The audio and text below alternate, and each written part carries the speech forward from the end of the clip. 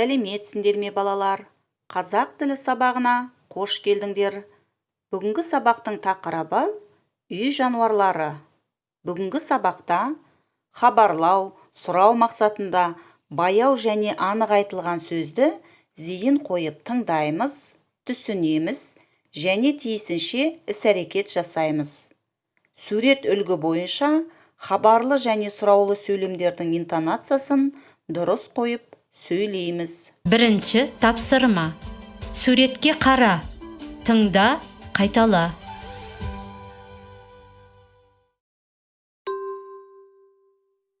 Мынау жылқы, мынау түйе, мынау ешкі, мынау қой, мынау сиыр.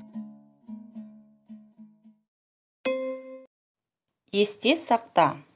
Балалар, қазақ тілінде сұраулы сөйлемдердің жасалу жолына назар аударайық және есімізде сақтайық.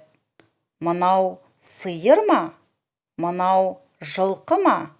Мынау қой ма? Мынау түйе ме? Мынау ешкі ме? Екінші тапсырма. Үлгі бойынша сөйлес. Мынау сиыр ма? Иә, бұл сиыр. Мынау сиыр ма? Жоқ, бұл сиыр емес.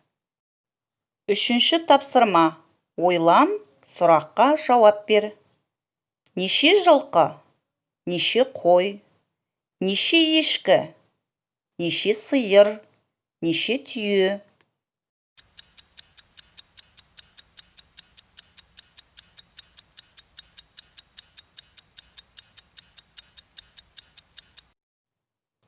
Сұраққа қалай жауап бердік? Жауабымызды бірге тексерейік.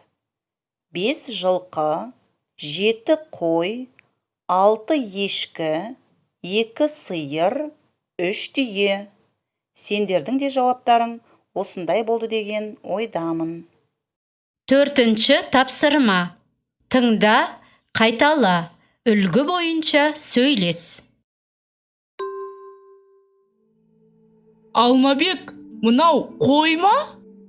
Иә, бұл қой. Неше қой? 7 қой.